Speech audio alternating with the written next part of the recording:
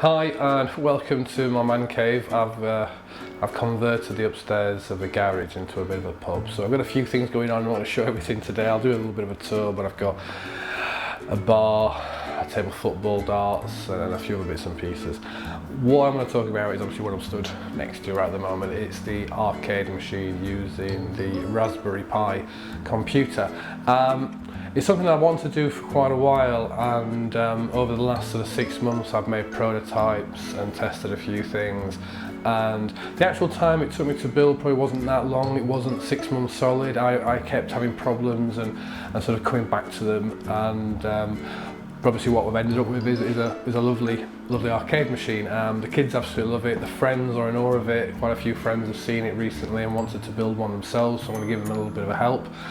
And what I've tried to do, I've not recorded everything I've done, but over the next 2 or 3 videos, I'm not sure I'm going to split it yet, but put together a bit of a guide on how to do this. Now, I'm trying to work out in my mind what this project is, and I don't think it's a programming project, because okay, you have to install a few things and you have to fiddle with a few config files, especially if you want to go for the 2-player option.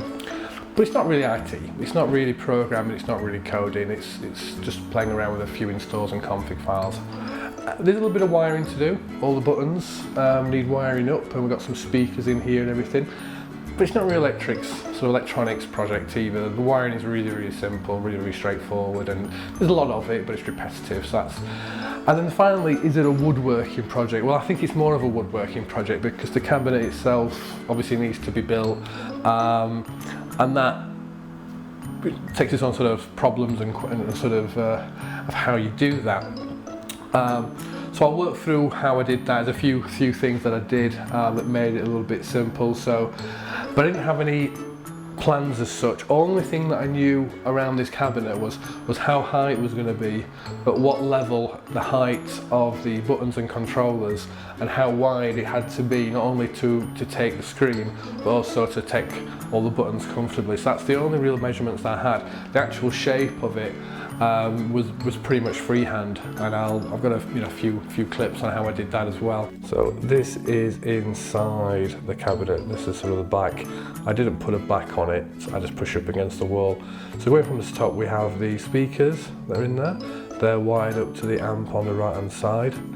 The monitor itself is just held in with little bits of wood, and then moving down you can see there the Raspberry Pi, tiny little computer that runs everything, and then all the power cables just sort of run down into the bottom into a normal power distributor, if you like, extension cable.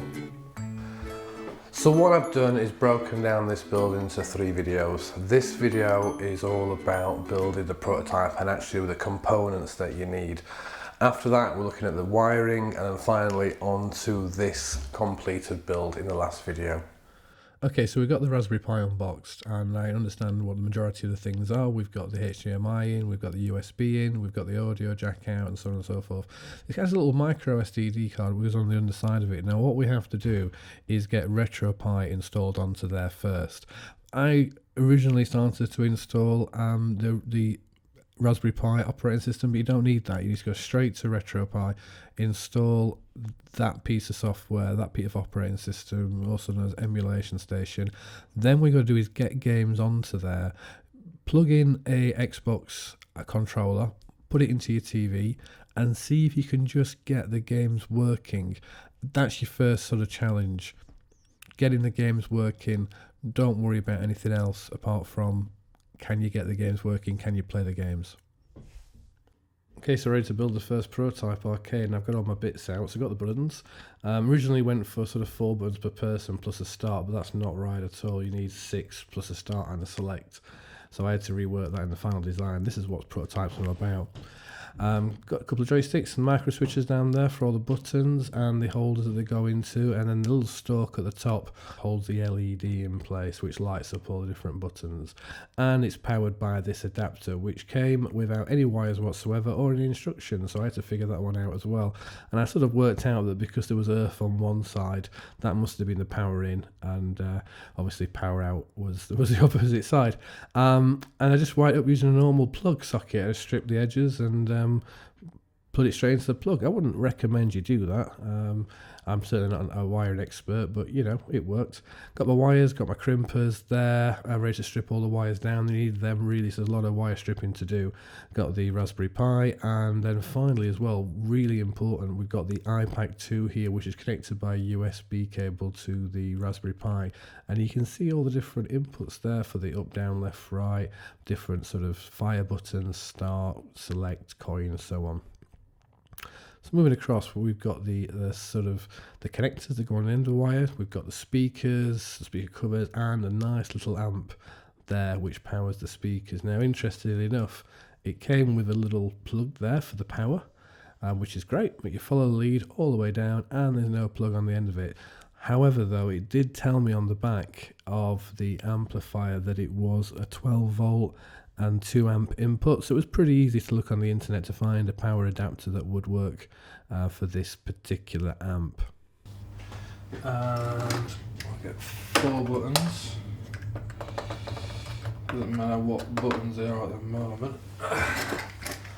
Another 4 buttons in the same general area, and then at the top we have 1 player start, 2 player start. Once I had all the buttons laid out, it's time to drill the holes. Now what I found is a 25mm bit made a perfect hole for the buttons to go into. Now because I bought an amp and some speakers, I wanted to test that they worked also. So a little piece of wood, and I don't know what I used actually to mark it out, but I think I got a tumbler or some sort of glass to mark out a rough sort of shape is what I thought the right size would be. As it turned out, it wasn't the right size, but you know, work that out for the next time.